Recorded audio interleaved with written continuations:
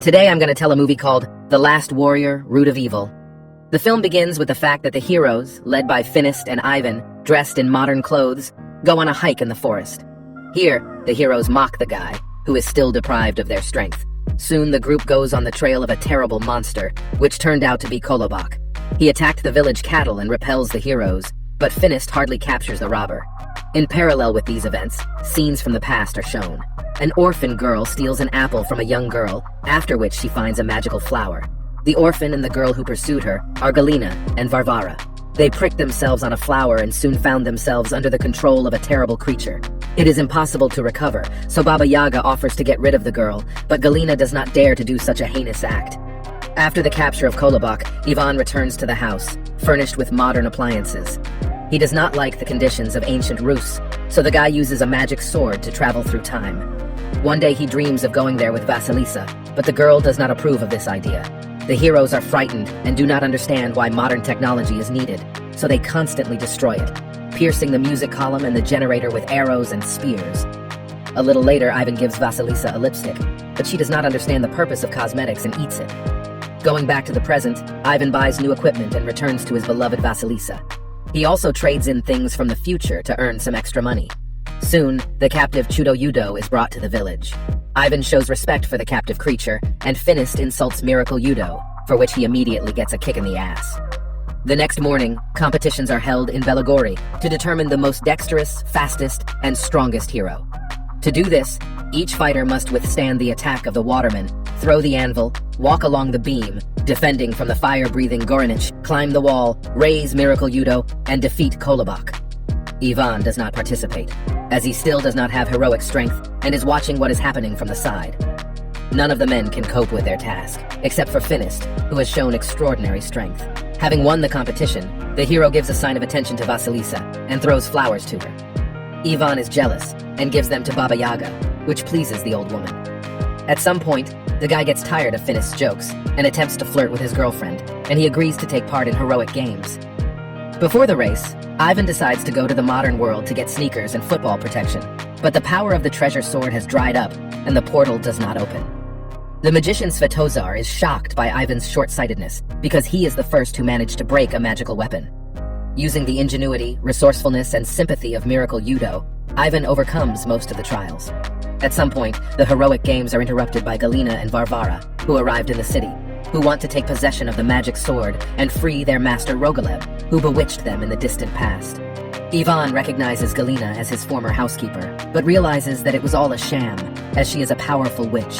The heroes are trying to neutralize Galina, but she uses magic and subjugates them, depriving the men of their sight. Barbara turns into an owl and goes in search of a magical sword. At the same time, the bewitched heroes are fighting with fellow villagers, considering them enemies. Barbara steals the sword, but a well-aimed throw with a smartphone allows the bird to go astray and return the weapon back. Ilya Muromets understands that the forces are unequal and asks his son to run away to hide from a powerful sorceress and her assistant. Having freed Kolobok, Ivan, Varvara, Baba Yaga, and Finnest escape, taking a magic sword with them. The bewitched heroes continue their pursuit, so Baba Yaga summons a house on chicken legs and uses it as a distraction. While it is being hunted, the group hides in the water under the bark of an old tree. No one understands where evil came from and what it wants, so the old woman decides to tell the story. About 1,000 years ago, a kind sorcerer named Belagor lived in these lands.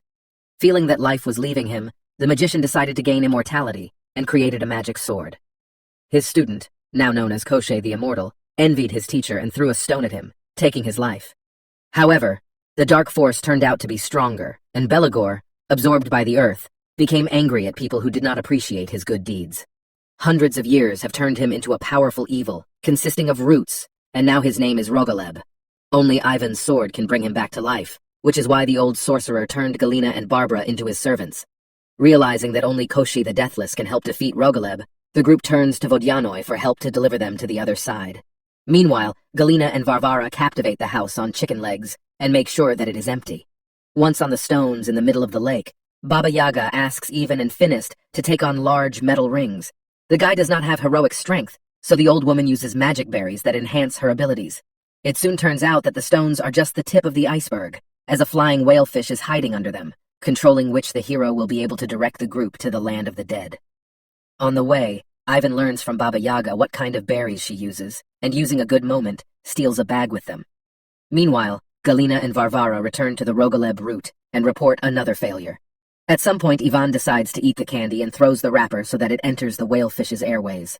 The fish soaring in the sky immediately feel bad, and the group understands that they need to evacuate. Everyone jumps to a snowy mountain nearby, and only Ivan hesitates. He is afraid to jump, so before that he consumes a few old woman's berries, which give him incredible strength. A little later, Ivan does not miss the opportunity to pin up Finist and demonstrates new opportunities, reporting that heroic strength has come to him. Sometime later, the group gets to a huge stone head that allows them to enter the realm of the dead. Before entering, one of the participants must answer 3 questions from the guard, otherwise they will say goodbye to their lives. Using cunning, Ivan provokes a stone head to stupid questions and answers, after which he proves the fact that he has already passed the test. Having received the Stone of Life, the guy goes inside the cave and accidentally falls into it. A moment later, he finds himself on a boat approaching his father. Ilya Muromets forbids his son to go ashore and asks to take Koschei the Deathless.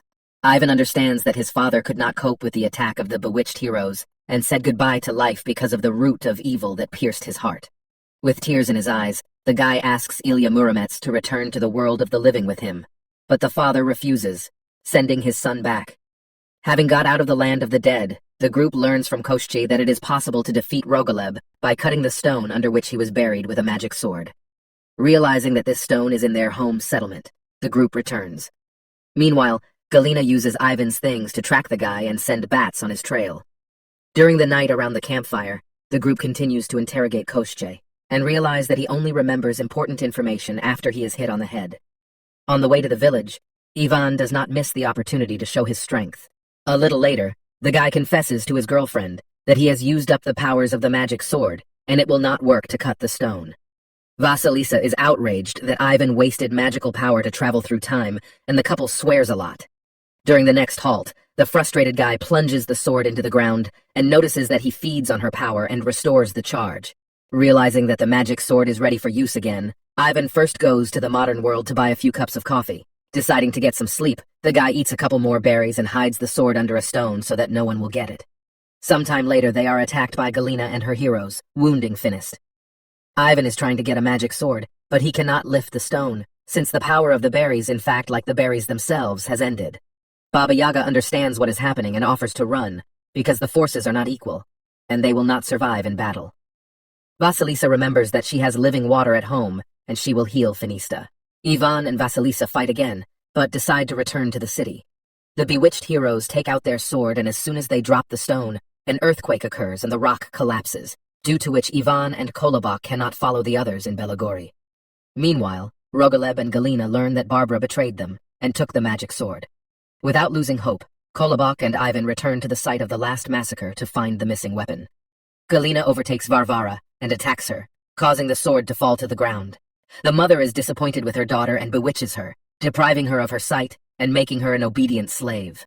At the same time, the sword finds Miracle Yudo and, having met with Ivan, melts away from his compliments and returns the weapon. In the evening, Kolobok and Ivan return to the village and attack the bewitched heroes, easily defeating their opponents. Baba Yaga and Varvara bring the wounded Finist home and save him by healing the wound with living water. Together, the heroes fight with opponents, and Kolobok eats Barbara, who has taken the form of an owl. Ivan cuts the stone with his sword, but nothing happens because he made a mistake in his choice. Koschei, having lost his head, points to the right stone, hiding nearby. Galina uses magic and strikes Koschei the Immortal, as a result of which he remembers that the destruction of the stone with a sword will not deprive Rogaleb of his life, but on the contrary, will free him. Unfortunately, he realizes this too late, as Ivan splits the stone and the dark magician gains power and turns into a monster of roots. Koschei reminds Rogaleb that he is his former student and asks for forgiveness for his act.